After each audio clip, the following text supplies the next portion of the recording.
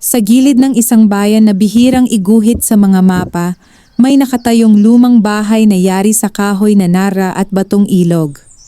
Hindi ito marangya, ngunit may kakaibang katahimikan ang paligid, isang katahimikang tila may iniingatang lihim.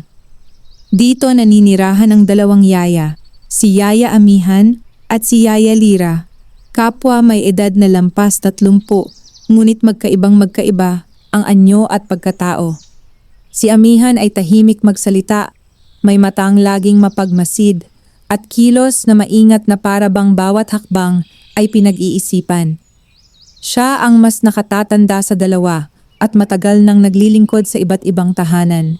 Ngunit ang bahay na ito, ang batang inaalagaan dito, ay naiiba sa lahat ng kanyang naranasan. Samantala, si Lira ay masigla, may halakhak na madaling kumawala at may pusong tila laging handang umunawa. Kung si Amihan ang katahimikan ng gabi, si Lira naman ang liwanag ng umaga. Madalas silang mapagkamalang magkapatid, ngunit ang nagbuklod sa kanila ay hindi dugo kundi isang lihim na kasunduang minsan lamang ibinubunyag sa piling mga tao. Sa gitna ng kanilang pangangalaga ay isang batang lalaki na nagngangalang Eldrin. Sa unang tingin, si Eldrin ay parang karaniwang bata na 5 taong gulang. May mapupungay na mata, balat na tila laging may bahid ng liwanag, at ngiting madaling makabighani. Ngunit sa likod ng inosenteng anyong iyon ay isang katotohanang hindi maaaring ipagsigawan sa mundo ng tao. Si Eldrin ay isang engkanto. Hindi siya isinilang sa paraang alam ng mga tao.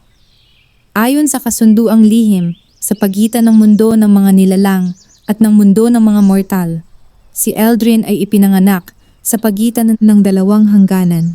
Hindi ganap na tao, hindi rin lubos na nilalang ng ibang daigdig, at dahil sa kanyang kakaibang kapangyarihan, kailangan niyang itago, alagaan, at palakihin sa mundong hindi niya tunay na kinabibilangan.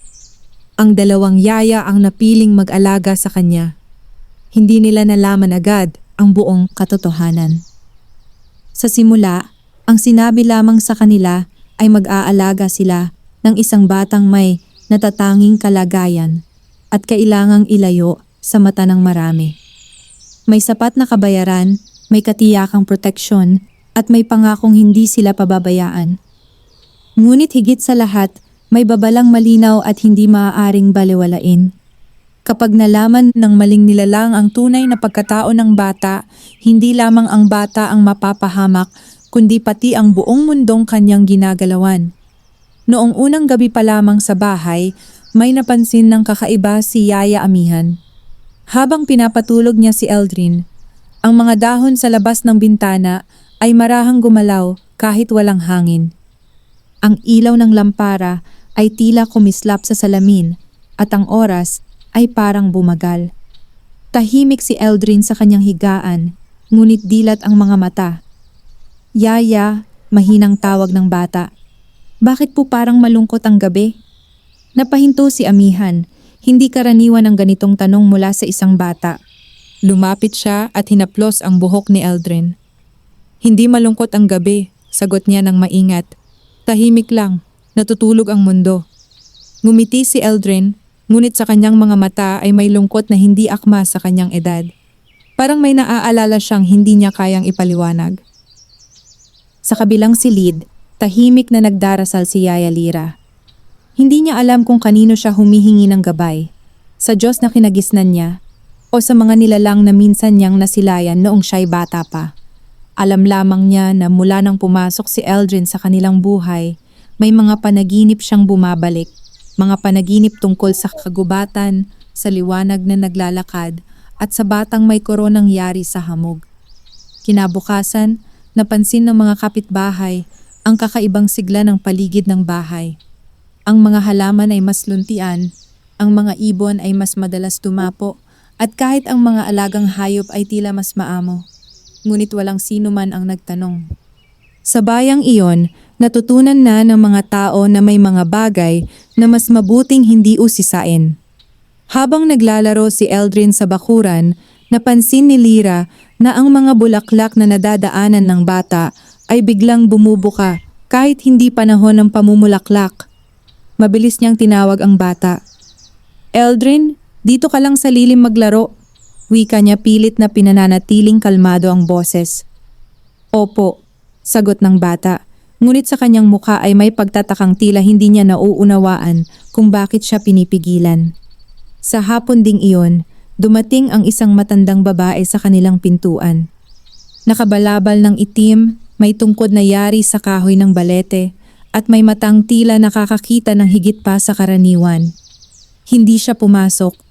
Tumigil lamang siya sa harap ng bakod at tumingin sa bahay. Narinig ni Amihan ang presensya nito bago pa man siya kumatok. Lumabas si Amihan, dala ang matatag na tindig ng isang taong sanay magbantay. Ano po ang sadya ninyo? Tanong niya. Ngumiti ang matanda. Isang ngiting hindi ganap na mabait, ngunit hindi rin tuwirang masama. Wala, sagot nito. Tinitiyak ko lang na maayos pa ang kasunduan. Nanlamig ang sikmura ni Amihan. Hindi pa panahon, mahina ngunit mariing wika niya. Alam ko, tugon ng matanda. Ngunit tandaan ninyo, ang bata ay hindi mananatiling bata magpakailanman. Pagkatapos nito, tuluyang lumingon ang matanda at naglaho sa dulo ng daan, parang usok na tinangay ng hangin. Kinagabihan, pinulong ni Amihan si Lira. Hindi na tayo basta yaya lang, seryosong sabi ni Amihan. Tayo ang unang pader ng bata laban sa mundong hindi pa niya handang harapin. Tahimik na tumango si Lira habang pinagmamasdan si Eldrin na mahimbing na natutulog. Sa gabing iyon, sa panaginip ni Eldrin, may isang tinig na tumawag sa kanya mula sa malayong kagubatan. Hindi niya alam ang kahulugan nito, ngunit alam niyang darating ang araw na kailangan niyang pumili sa pagitan ng mundong kumalinga sa kanya at ng mundong pinagmulan niya. At sa pagitan ng dalawang mundong iyon, nakatayo ang dalawang yaya na handang magsakripisyo ng lahat kahit ang sarili nilang buhay para sa batang ipinagkatiwala sa kanila ng kapalaran. Hindi agad napansin ni Eldrin ang pagbabago sa paligid, ngunit ramdam ito ng kanyang katawan. Sa mga sumunod na araw matapos ang pagbisita ng matandang babae, may kakaibang bigat sa hangin. Parang ang bawat hinga ay may dalang paalala na may mga matang nakamasid kahit walang nakikita. Si Yaya Amihan ang unang nagpatupad ng mas mahigpit na pag-iingat. Isinara niya ang likurang pintuan na dati bukas lamang sa araw, pinalitan ng mga oras ng paglabas ni Eldrin at sinigurong hindi ito makalalayo sa bakuran. Hindi siya nagpaliwanag ng buo, ngunit dama ni Yaya Lira ang seryosong dahilan sa likod ng bawat utos. Hindi ba't parang masyado na tayong nagiging maingat? Minsang tanong ni Lira habang naghahanda sila ng hapunan. Hindi agad sumagot si Amihan. Inilapag niya ang kutsilyo, pinunasan ng kamay, saka tumingin kay Lira ng tuwid. May mga nilalang na hindi kailangang kumatok para makapasok, sabi niya. Kapag naamoy nila ang lakas ng bata, susunod sila. Natahimik si Lira. Hindi na niya tinanong kung anong uri ng mga nilalang ang tinutukoy. May mga tanong na kapag sinagot, mas lalong nagpapabigat ng loob. Samantala, si Eldrin ay nagsisimulang magtanong. Mga tanong na hindi karaniwan sa isang bata. Yaya Amihan, wika niya isang umaga habang tinutulungan siyang magsuot ng damit. Bakit po parang may mga aninong gumagalaw sa dingding kapag gabi? Bahagyang nanigas ang kamay ni Amihan. Anino lang iyon ang ilaw, mahinahong sagot niya. Kapag pagod ang mata, may mga bagay na akala natin ay gumagalaw. Ngunit alam niyang hindi iyon buong katotohanan. Kinagabihan, habang mahimbing na natutulog si Eldrin, nagising si Yaya Lira sa isang panaginip. Nakatayo siya sa gitna ng isang kagubatan na hindi niya kilala, napapalibutan ng matatangkad na punong may mga dahong kumikislap na parang salamin. Sa harap niya ay isang nilalang na hindi lalaki at hindi babae. May anyong tao ngunit may mga matang kulay pilak. Hindi ninyo siya kayang itago magpakailanman, sabi ng nilalang. Pagmulat ni Lira, pawis na pawis ang kanyang noo. Bumangon siya at dumiretso sa silid ni Eldrin. Doon niya nakita si Amihan Nakaupo sa gilid ng kama ng bata, gising at nagbabantay. May napanaginipan ka rin? Bulong ni Lyra. Tumango si Amihan. Hindi na ito panaginip lamang. Sa mga sumunod na araw, mas lumakas ang mga senyales. May mga hayop na natatagpuang nakaupo sa bakod tuwing dapit hapon. Mga pusang hindi umaalis, mga ibong tila nagbabantay. May mga gabing may maririnig na yapak sa bubong, ngunit walang bakas kinabukasan.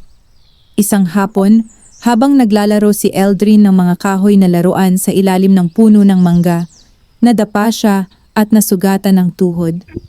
Bago pa man makalapit si Lyra, kusang huminto ang pagdurugo. Ang sugat ay unti-unting nagsara, tila hinahaplos ng hindi nakikitang kamay. Nakita iyon ni Amihan mula sa bintana. Hindi siya sumigaw, hindi siya lumapit agad. Sa halip, pumikit siya sandali, tinanggap ang isang katotohanang matagal na niyang kinatatakutan.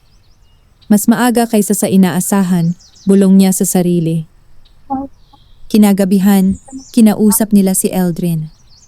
May mga bagay sa mundo na hindi pare-pareho para sa lahat, maingat na simula ni Lyra. May mga taong nakakakita ng higit at may mga batang ipinanganak na may kakaibang kakayahan. Tahimik na nakinig si Eldrin, yakap ang kanyang tuhod. Katulad ko po ba? Tanong niya. Nagkatinginan ang dalawang yaya. Hindi pa ito ang tamang panahon upang sabihin ang lahat, ngunit hindi na rin nila maaaring itago ang lahat. Katulad mo, sagot ni Amihan, ngunit hindi ka nag-iisa. Sa labas ng bahay, sa dilim na hindi naaabot ng ilaw ng lampara, may mga matang nagbukas, naghihintay, nagmamasid, at nagbibilang ng oras. At sa gitna ng katahimikan, unti-unting humihigpit ang mga hibla ng kapalaran na mag-uugnay sa bata, sa dalawang yaya, at sa mundong matagal nang nagmamasid mula sa anino. Tumating ang unang ulan ng tag-init ng walang babala. Mabigat ang mga ulap, mabagal ang patak ng ulan, at ang hangin ay may dalang amoy ng lupa at lumang alaala. Sa ganitong mga araw, mas nagiging manipis ang hangganan ng mga mundo. Ito ang alam ni Yaya Amihan, at ito ang labis niyang ikinababahala. Maaga niyang ginising si Yaya Lyra. Hindi lalabas ang bata ngayon, maring sabi niya, kahit anong mangyari. Hindi na tumutol si Lyra. Sa mga mata ni Amihan ay may bakas ng isang kaalamang hindi natutunan sa mga libro, kundi sa mga karanasang minsan ng muntik ikapahamak ng buhay. Si Eldrin ay nanatili sa loob ng bahay, nakaupo sa sahig at naguguhit gamit ang uling.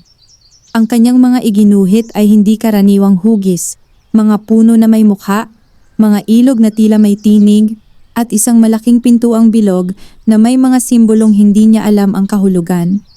Nang makita iyon ni Lyra, napaupo siya sa tabi ng bata.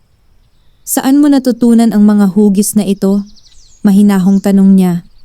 Hindi tumingin si Eldrin. Parang alam ko na po sila kahit dati pa, sagot niya. Kapag naiisip ko, kusa po silang lumalabas sa kamay ko. Kinuha ni Lyra ang isa sa mga papel at itinago ito sa ilalim ng baul. Hindi ito dapat makita ng kahit sino. Sa kabilang dako ng bahay, tahimik na naghahanda si Amihan. Kinuha niya ang isang lumang kahon na matagal nang hindi binubuksan. Sa loob nito ay may mga halamang tuyo, isang piraso ng puting tela na may bordang mga tanda, at isang singsing na yari sa pilak na may batong kulay abo. Ito ang unang batas ng paglilihim, isang panata na kailangang isagawa kapag ang bata ay nagsisimulang magpakita ng kapangyarihang hindi na kayang itago sa simpleng pag-iingat. Hindi ritual ang ginagawa ni Amihan, kundi isang kasunduang muling pinagtitibay. Kinagabihan, habang patuloy ang ulan, pinaupo nila si Eldrin sa gitna ng silid. Hindi siya natakot, ngunit ramdam niyang may kakaiba. Hindi ka namin sinasaktan, sabi ni Lyra, hawak ang kamay ng bata. Pinoprotektahan ka lang namin. Isinuot ni Amihan ang singsing sa daliri ni Eldrin. Hindi ito masikip, ngunit agad na nagbago ang liwanag sa paligid. Ang mga anino ay tila tumahimik at ang hangin ay bumagal. Makinig ka ng mabuti, wika ni Amihan. May mga bagay kang mararamdaman, liwanag, init o lungkot na hindi nararamdaman ng iba. Kapag nangyari iyon, huwag kang kikilos. Huminga ka lang at isipin mo ang lugar na ligtas ka. Lugar na ligtas? Ulit ni Eldrin. Ang bahay na ito, sabay na sagot ng dalawang yaya. Pagkatapos ng gabing iyon, may mga pagbabago. Hindi na agad nagpapakita ang kakaibang mga senyales. Ang mga halaman ay nanatiling normal, ang mga hayop ay hindi na nagtitipon, at ang sugat ni Eldrin ay tila karaniwan ng gumagaling. Ngunit kapalit nito ay ang mga panaginip. Tuwing gabi, nananaginip si Eldrin ng isang malawak na kapatagan na may ilaw sa gitna. May mga tinig na umaawit, ngunit hindi niya nauunawaan ang mga salita. Sa bawat paggising niya, mas malinaw ang mga mukha, mga nilalang na may anyong tao ngunit may matang nagliliwanag. Isang umaga, nagising siya na may luha sa mata. Yaya, bulong niya kay Amihan. Hinahanap po nila ako. Napaupo si Amihan sa gilid ng kama. Ito ang kinatatakutan niya, hindi ang kapangyarihan ng bata, kundi ang tawag ng pinagmulan nito. Hindi ka nila basta makukuha, mariin niyang sabi. Hindi hanggat may nagbabantay sa'yo. Sa labas ng bahay, sa ilalim ng patuloy na ulan, may mga yapak na hindi nagiiwan ng bakas. Ang mga nilalang sa pagitan ng mundo ay nagsisimula ng gumalaw, hindi pa upang kunin ang bata, kundi upang subukin ang tibay ng mga nagbabantay sa kanya. At sa puso ng dalawang yaya, malinaw ang isang katotohanan. Ang paglilihim ay hindi habang buhay. Isa lamang itong paghahanda sa mas malaking pagsubok na darating. Tahimik ang umaga, ngunit hindi payapa. Iyon ang unang pakiramdam ni Yaya Lira nang siya'y magising. Ang hangin ay malamig kahit hindi pa taglamig, at ang mga ibon na karaniwang umaawit tuwing bukang liwayway ay wala sa kanilang mga sanga. Mula sa kusina, nasilayan niya si Yaya Amihan na nakatayo sa may bintana, tila may inaabangang hindi pa dumarating. May mali, mahinang sabi ni Lira. Tumango si Amihan. May darating. Hindi nagtagal, may kumatok sa pinto. 3 marahakatok, may pagitan, parang sinadyang sundin ang isang lumang tuntunin. Hindi agad binuksan ni Amihan ang pinto. Sa halip, inilagay niya ang kamay sa balikat ni Lira at marahang bulong, isama mo ang bata sa likod. Ngunit huli na.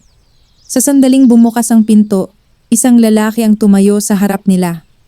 Hindi siya mukhang mapanganib, karaniwang bihis, may dalang maliit na bag at may mukhang parang matagal nang naglalakbay. Ngunit ang kanyang mga mata ay hindi pangkaraniwan. Sa ilalim ng karaniwang kulay nito ay may kumikislap na liwanag na tila hindi para sa mundong ito. Magandang umaga, magalang niyang bati. Ako si Sylvan. Ipinadala ako upang tiyakin ang kalagayan ng bata. Nanlamig ang dibdib ni Lira. Alam niya ang ibig sabihin ng ganoong mga salita. Hindi kayo inaasahan, matigas na sagot ni Amihan. Hindi pa panahon ng pagsusuri. Bahagyang ngumiti si Sylvan. Ang panahon ay bihirang sumunod sa plano ng mga tao. Sa likod ng pinto, tahimik na nakasilip si Eldrin. Hindi niya alam kung bakit, ngunit may kung anong pamilyar sa estranghero. Parang tinig na narinig na niya sa panaginip. Pinapasok nila si Sylvan, walang ibang pagpipilian. Umupo siya sa gitna ng silid, hindi humawak sa kahit ano, at tila sinusukat ang bawat sulok ng bahay gamit ang paningin. Maayos ang pagkakatago ninyo, wika niya. Ngunit hindi sapat ang pagtatago lamang. Hindi namin hinahayaang mapahamak ang bata, mariing sabi ni Lira. Hinding-hindi ko iyan kinukwestiyon, sagot ni Sylvan. Ngunit ang bata ay nagsisimula ng magising. Kapag tuluyan iyang nangyari, mararamdaman siya ng mga hindi ninyo kayang pigilan. Lumapit si Eldrin nang hindi namamalayan. Tumigil siya sa harap ni Sylvan. Kilala po ba kita? Tanong ng bata. Sandaling tumahimik ang silid. Hindi pa, sagot ni Sylvan. Ngunit kilala ka ng mundo na hindi mo pa naaalala. Hinawakan ni Amihan ang balikat ni Eldrin at marahang inilayo siya. Ano ang sadya ninyo? Tanong niya kay Sylvan. Kung kukunin ninyo ang bata, Hindi kami papayag. Umiling si Sylvan. Hindi ko siya kukunin ngayon. Nandito ako upang magbigay ng babala. Mula sa bag, inilabas niya ang isang manipis na palamuting yari sa salamin. May mga ukit na simbolong katulad ng mga iginuhit ni Eldrin. Darating ang araw, sabi niya. Nakakailanganin ng bata ang kaalaman ng dalawang mundo. At kapag dumating ang araw na iyon, ang tanong ay hindi kung handa siya, kundi kung handa kayo. Tahimik na umalis si Sylvan matapos iyon, hindi nag-iwan ng bakas at parang natunaw sa liwanag ng tanghali. Pagkatapos ng kanyang pag-alis, napaupo si Lyra, nanginginig ang mga kamay. Hanggang kailan natin ito kayang itago? Tanong niya. Tumingin si Amihan kay Eldrin, na ngayon ay hawak ang palamuting iniwan ni Sylvan, ang mga matay puno ng pagtataka at pag-usisa. Hanggang sa matutunan niyang itago ang sarili niya, sagot ni Amihan, at hanggang sa matutunan nating pakawalan siya. Sa gabing iyon, muling nanaginip si Eldrin, ngunit ngayon hindi na siya nag-iisa sa liwanag. May dalawang aninong nakatayo sa kanyang likuran, hindi upang itali siya sa lupa, kundi upang ihanda siyang lumakad palayo rito balang araw. Mula nang dumalaw si Sylvan, nagbago ang takbo ng mga araw sa bahay. Hindi ito halata sa mata ng karaniwang tao, ngunit para kina Yaya Amihan at Yaya Lyra, malinaw ang pagbabago. Mas maikli ang oras, mas mabigat ang katahimikan, at mas madalas ang mga sandaling kailangang pumili kung alin ang sasabihin at alin ang itatago. Hindi na lamang simpleng pag-aalaga ang kanilang tungkulin. Isang umaga, habang ang sikat ng araw ay marahang pumapasok sa mga bintana, tinawag ni Amihan si Eldrin sa maliit na silid sa likuran ng bahay. Dati itong imbakan ng mga lumang kasangkapan, ngunit ngayon ay malinis at tahimik. Isang lugar na hindi basta pinapasok. Dito tayo mag-aaral, sabi niya. Napatingin si Eldrin sa paligid. Mag-aaral po? Parang eskwela? Bahagyang ngumiti si Amihan. Hindi lahat ng aral ay itinuturo sa paaralan. Umupo si Eldrin sa sahig. Walang pisara, walang libro, ngunit may kakaibang katahimikan na tila humihiling ng pakikinig. Makinig ka sa sarili mong hininga, utos ni Amihan. Huwag mo itong kontrolin. Hayaan mo lang. Sa una, wala siyang naramdaman. Ngunit unti-unti, may init na gumapang sa kanyang dibdib. May liwanag na kumislot sa likod ng kanyang mga mata. Napakurap siya. Yaya, bulong niya. Parang may gumagalaw sa loob ko. Tumango si Amihan. Iyan ang unang aral. Ang lakas ay hindi laging nasa kamay. Madalas nasa loob. Sa labas ng silid, nagbabantay si Lyra. Hindi siya tinuruan ni Amihan ng lahat ng kaalamang ito, ngunit alam niya kung kailan dapat magtiwala. Sa halip, tinuruan niya si Eldrin ng ibang bagay, mga aral ng pagiging tao. Tinuruan niya ang bata kung paano magpaalam, kung paano umunawa ng lungkot ng iba, at kung paano magtimpe kapag may galit. Mga simpleng aral na para sa isang engkanto ay mas mahirap kaysa sa paglikha ng liwanag. Bakit po kailangan kong matutong malungkot? Minsang tanong ni Eldrin. Dahan-dahang sumagot si Lyra. Dahil ang hindi marunong malungkot ay hindi rin marunong magmahal. Habang lumilipas ang mga linggo, natutunan ni Eldrin ang balanse, kung kailan hahayaang maramdaman ang kakaibang init sa loob niya, at kung kailan ito pipigilan. Ngunit may mga pagkakataong hindi niya ito kayang kontrolin. Isang hapon, may batang napadpad sa bakuran, isang kapitbahay na nahulog mula sa puno at umiiyak sa sakit. Lumapit si Eldrin, hinawakan ang kamay nito, at sa isang iglap ay tumigil ang pag-iyak. Hindi dahil sa takot, kundi dahil sa paggaan ng pakiramdam.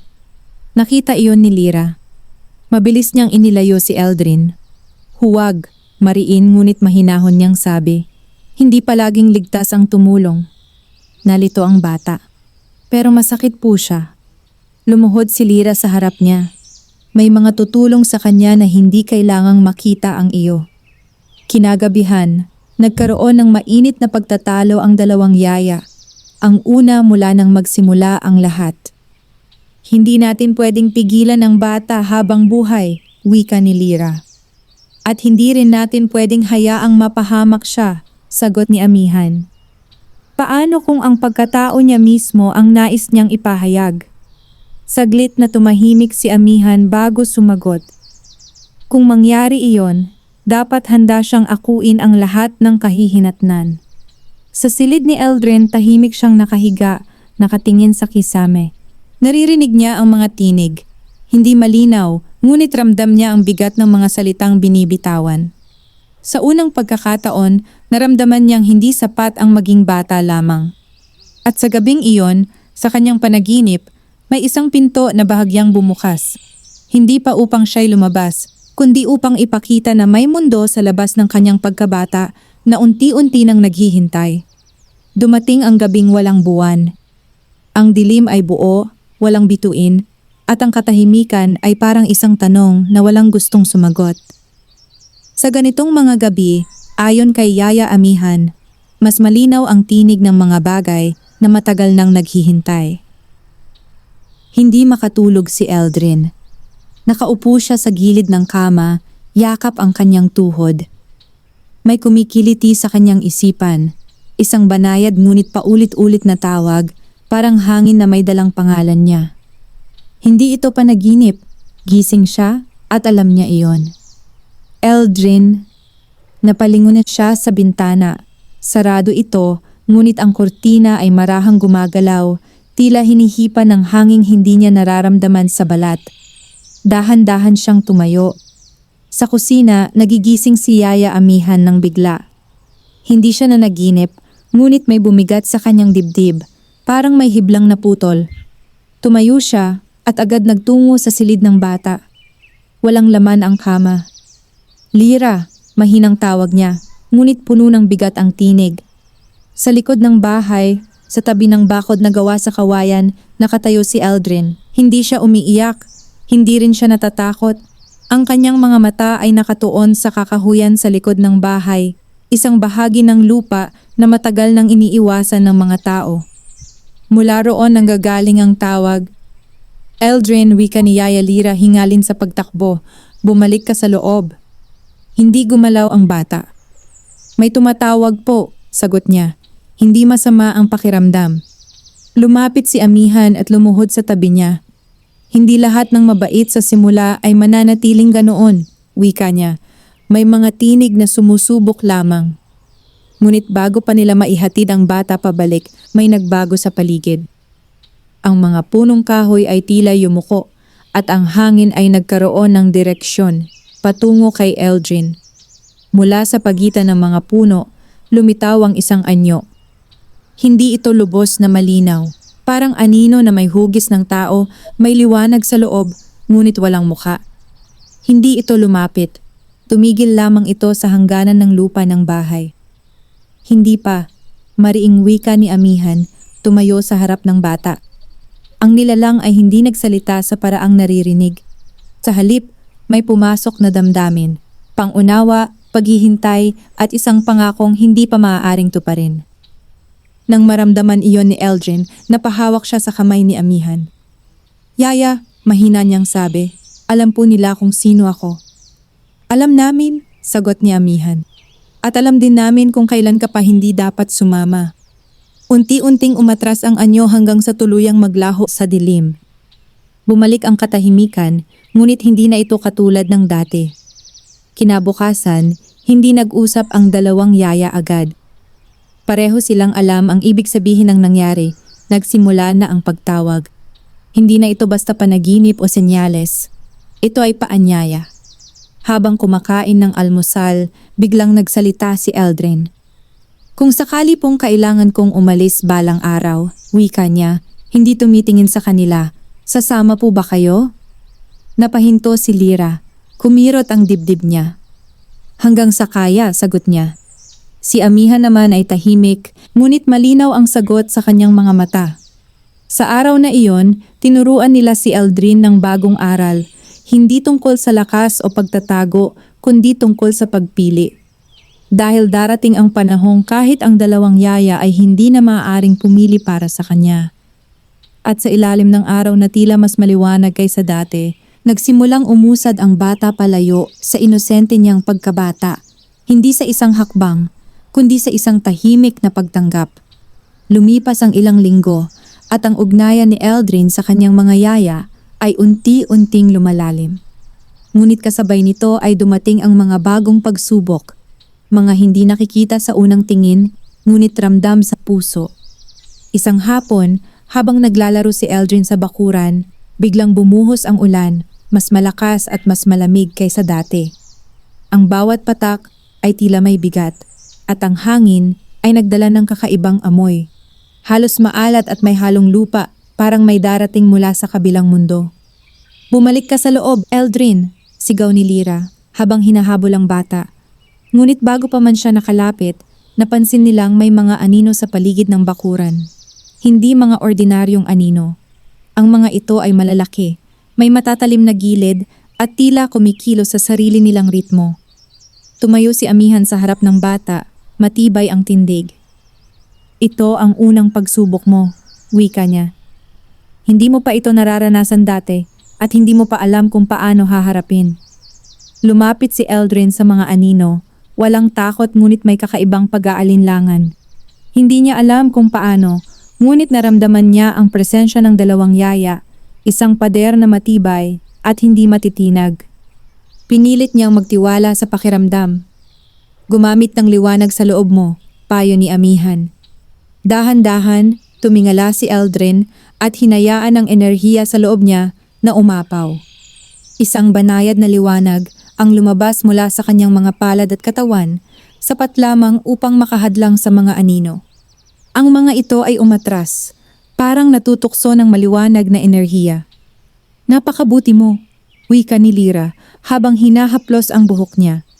"Ngunit tandaan, hindi lahat ng sumusubok sa iyo ay magpapakita ng mukha. Ang ilan ay dumaraan lamang upang sukatin ang tibay mo."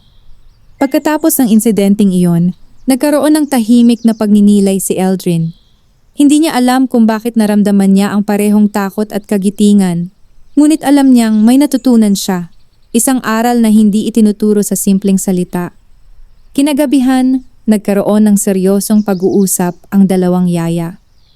"Darating ang panahon," wika ni Amihan, "na hindi na sapat ang liwanag ng bata. Kailangan din niya ang gabay at tapang ng kanyang puso." Tumango si Lyra. "At ang gabay ay tanging magmumula sa atin, hindi siya maaaring iwan." Ngunit may isang bagay na pareho nilang naramdaman. Ang mundo sa labas ng kanilang bakod ay unti-unting nagigising. May mga mata na nakamasid, may mga espiritu at nilalang na hindi dapat makita ni Eldrin sa ngayon. At ang bawat hakbang ng bata ay maaring humantong sa kanya sa panganib na hindi kayang pigilan ng dalawang yaya. Sa silid ni Eldrin, nakaupo siya sa sahig. Hawak ang palamuting iniwan ni Sylvan. Ang kanyang mga mata ay malalim na nakatingin sa malabo, ngunit maliwanag na liwanag sa labas ng bintana. "Yaya," bulong niya, "hindi ko po alam kung handa na ako." Ngumiti si Amihan, ngunit may bigat sa kanyang ngiti.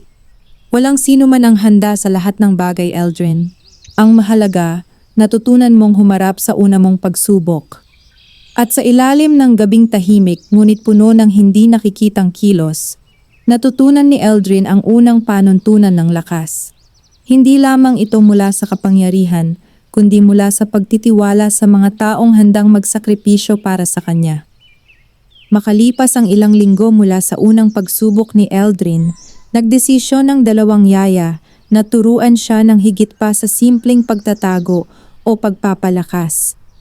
Panahon na upang makilala niya ang mundo na matagal nang nakamasid sa kanya, ang kagubatan sa likod ng bahay na puno ng mga lihim na hindi nakikita ng ordinaryong mata. "Ngayon, Eldrin," wika ni Amihan, "tutuklasin natin ang isang bahagi ng mundong nakapalibot sa iyo." Tumingin ang bata, bahagyang kinakabahan ngunit may halong pananabik. Hindi siya gaanong nakalabas sa bakuran noon, at kahit ang maliliit na hayop ay naging kakaibang karanasan sa kanya. Pinangunahan sila ni Amihan at Lyra sa kagubatan. Ang mga puno ay matangkad, may mga ugat na umaabot sa lupa at sa hangin, at ang liwanag ng araw ay marahang pumapasok sa pagitan ng mga dahon. Ang lugar ay tahimik, ngunit ramdam na may nananabik na mga mata sa dilim. Ang kagubatan ay parang bata rin, paliwanag ni Lyra. May sariling kalooban, may lihim. At sa oras na pumasok ka rito, dapat kang maging maingat. Hindi lahat ng nakikita mo ay kaibigan. Habang naglalakad, napansin ni Eldrin ang mga kakaibang bagay. Isang ilog na kumikislap kahit walang araw, mga bulaklak na kumikislap ng liwanag, at mga nilalang na bahagyang lumilitaw sa gilid ng kanyang paningin, ngunit nawawala kapag tumingin siya ng diretso. Lalo tayong nag-iingat, wika ni Amihan. Ang mga nilalang na ito ay nagbabantay sa balanse. Kung masisira ang balanse, maaaring mawala ka rito. Hindi nagtagal, may narinig silang tinig mula sa malalim ng kagubatan. Mahina, ngunit malinaw. Nagpaalala ito kay Eldrin sa panaginip na narinig niya noong una pa lang siya sa bahay. Doon tayo pupunta, wika ni Amihan. Ngunit dapat ay manahimik ka, huwag kang tutugon, kahit natawagin ka ng tinig. Habang sinusundan ng tinig, nakatagpo sila ng isang maliit na liwanag sa ilalim ng isang malaking puno. Dito, nakita ni Eldrin ang isang nilalang na hindi ganap na tao o hayop. Ang katawan nito ay yari sa malakristal na anyo, kumikislap sa kulay ng buwan, at ang mata ay tila may malalim na karunungan. Malapit ka nang malaman ang isang lihim, bulong ni nilalang sa paraang naiintindihan lamang ni Eldrin. Ngunit bago iyon, dapat mong maintindihan ang dalawang bagay. Ang iyong lakas ay hindi para sa sariling kapakinabangan, at ang mundo mo ay hindi ligtas sa lahat ng oras. Hindi alam ni Eldrin kung paano tumugon. Nakaramdam siya ng takot at pangungulila, ngunit ramdam rin niya ang init mula sa dalawang yaya na nakatayo sa kanyang likuran, ang parehong pader ng proteksyon at pagmamahal. Handa ka na ba? Tanong ni Lyra. Tumango si Eldrin. Kahit maliit, ramdam niya ang bigat ng kanyang desisyon. Ang liwanag sa kanyang puso ay lumakas, hindi dahil sa kapangyarihan, kundi dahil sa pagtitiwala sa mga taong nagbabantay sa kanya. Matapos ang gabing iyon, lumabas sila mula sa kagubatan. Ang mundo sa labas ng bahay ay tila mas maliwanag, mas buhay, ngunit may nakatagong mga mata na nagbabantay sa kanilang bawat kilos. Hindi ito ang huling lihim ng kagubatan, sabi ni Amihan habang naglalakad pabalik sa bahay. Ngunit ngayon, alam mo na may mundo sa labas ng bakod at may mga batas na dapat sundin. Habang nakaupo sa kama, muling nanaginip si Eldrin. Ngayon, hindi lamang ang tinig ang narinig niya, kundi pati ang mga mukha ng nilalang na nakita niya sa kagubatan. Ang kanilang mga mata ay nagbigay ng babala. Darating ang panahon na kailangan niyang pumili sa pagitan ng mundo ng mga tao at mundo ng mga nilalang. At sa puso ni Eldrin, bagamat bata pa, alam niya, ang bawat lihim na natutunan niya ay magiging pundasyon ng kanyang paglaki, hindi lamang sa kapangyarihan, kundi sa pagkatao.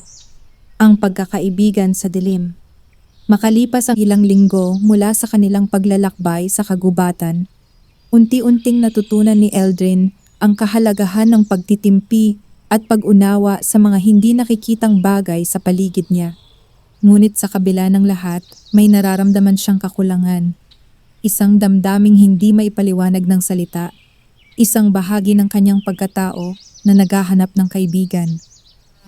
Isang hapon, habang naglalaro sa bakuran, may maramdaman siyang kakaibang presensya. Hindi ito tulad ng mga anino o liwanag na dati niyang naramdaman.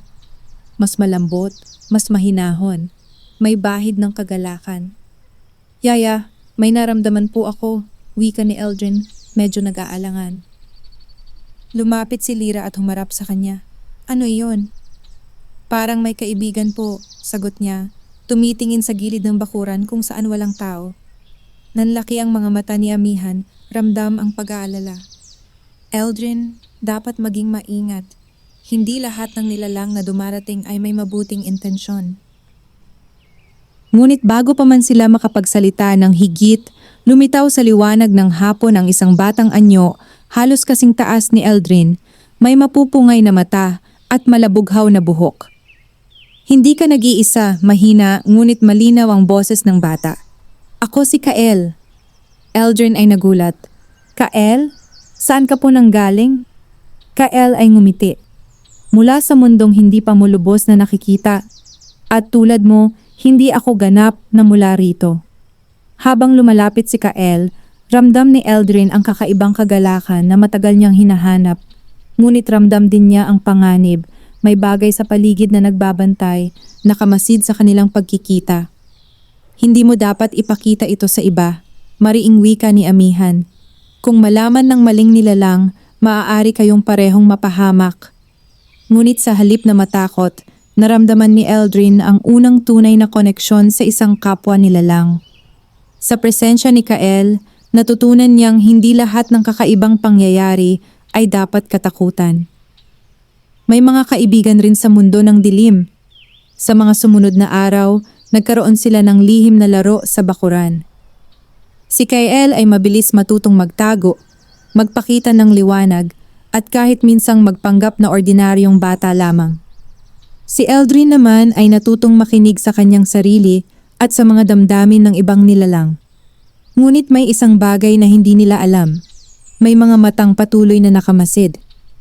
Ang kagubatan, ang bakuran, at ang paligid ay puno ng lihim na nagbabantay sa kanila. At bawat lihim na iyon ay naghihintay ng pagkakataon upang subukan ang tapang at talino ng dalawang batang kakaiba. Isang gabi, habang natutulog si Eldrin, muling nanaginip siya. Sa panaginip na iyon, si Kael ay nasa tabi niya, ngunit may dala itong babala. Hindi lahat ng kaibigan ay magtatagal. Darating ang panahon na kakailanganin nating pumili at ang bawat desisyon ay may kapalit. Nagising si Eldrin na may kakaibang bigat sa dibdib. Hindi siya natakot, ngunit alam niyang unti-unti siyang hinahanda sa mas malaki at mas mapanganib na mundo na unti-unti niyang nakikilala. At sa pagitan ng kanyang pagtulog at paggising, naramdaman niya ang dalawang yaya, si Amihan at Lira, na laging nandyan. Handang gabayan siya sa bawat hakbang, sa bawat lihim na unti-unti niyang natutuklasan.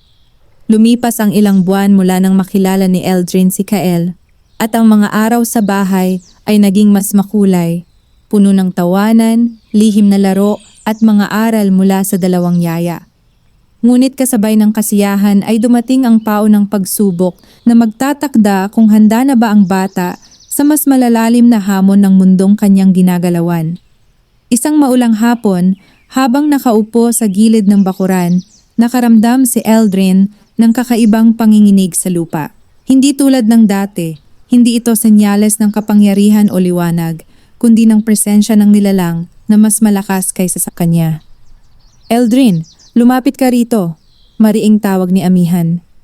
Tumayo ang bata, ngunit bago pa man siya nakalapit, isang malakas na hangin ang dumaan sa paligid ng bahay. Ang mga dahon ay nagpakawala ng kakaibang liwanag at isang anino ang unti-unting lumitaw mula sa gilid ng kagubatan. Malaki, matangkad, at may katawan na parang kumikislap sa itim at pilak na kulay. Hindi ko po siya kilala, bulong ni Eldrin, nanginginig ang kamay. Ngunit kakailangan mong harapin, sagot ni Lira, hinahaplos ang balikat ng bata. Hindi pa laging maiiwasan ng panganib. Bago pa man sila makagawa ng hakbang, ang nilalang ay lumapit at sa isang iglap ay napuno ang bakuran ng malamlam na liwanag. Ang mga alon ng enerhiya ay humaplos sa paligid at ramdam ni Eldrin ang pag-igting sa bawat hibla ng kanyang katawan. Eldrin, mariing wika ni Amihan, gamitin ang lahat ng natutunan mo. Ang liwanag ay hindi lamang kapangyarihan, kundi tapang at pananalig sa sarili. Huminga ng malalim ang bata. Ramdam niya ang presensya ni Kael sa tabi niya, ngunit alam niyang ito ang sandali na kailangang harapin ang panganib ng mag-isa. Pinikit niya ang mga mata, pinagsama ang lahat ng aral, ang lihim ng kagubatan, ang mga patnubay ng yaya at ang pananalig sa sarili. Sa sandaling iyon, lumabas ang liwanag mula sa kanyang puso, mas maliwanag at mas matatag kaysa dati. Tumigil ang nilalang sa harap niya, tila sinusukat ang tapang ng bata. Ang hangin ay huminto at ang patak ng ulan ay parang nanatili sa ere. Pagkatapos ng ilang sandali, unti-unting umatras ang nilalang. Hindi ito nagpaalam, ngunit ang mensahe ay malinaw. Nakilala nito ang tapang ni Eldrin at hindi niya pahanda ang bata para sa mas malalim na laban. Huminga ng malalim si Eldrin, bahagyang napapangiti. Hindi siya lubos na panatag, ngunit ramdam niya ang lakas na nagmumula sa loob. Isang lakas na hindi lamang batay sa kapangyarihan, kundi sa tapang, pananalig, at pagmamahal ng dalawang yaya at kaibigan. Napakabuti mo, wika ni Lyra, habang hinahaplos ang ulo ng bata. Ngunit tandaan, hindi pa rito nagtatapos ang lahat. Ito lamang ang unang pagsubok ng iyong tunay na tapang. Tumango si Eldrin, ramdam ang init sa puso. Sa unang pagkakataon, alam niya na ang kanyang mundo ay mas malaki kaysa sa bakuran at na ang kanyang lakas ay hindi lamang sa sarili niya, kundi sa bawat taong nagmamalasakit sa kanya. Sa gabing iyon, habang nakahiga sa kama, iniisip niya ang mga natutunan. Hindi lamang ito tungkol sa kakayahan, kundi sa pagpili, kung paano haharapin ang mga panganib, paano aalagaan ang sarili, at paano magtiwala sa iba. At sa ilalim ng gabing tahimik ngunit puno ng pag-asa, nanatili ang dalawang yaya sa tabi niya, hindi lamang bilang mga tagapag-alaga, kundi bilang gabay sa bawat hakbang ng batang unti-unting nagiging handa sa mundong nakapaligid sa kanya. Wakas.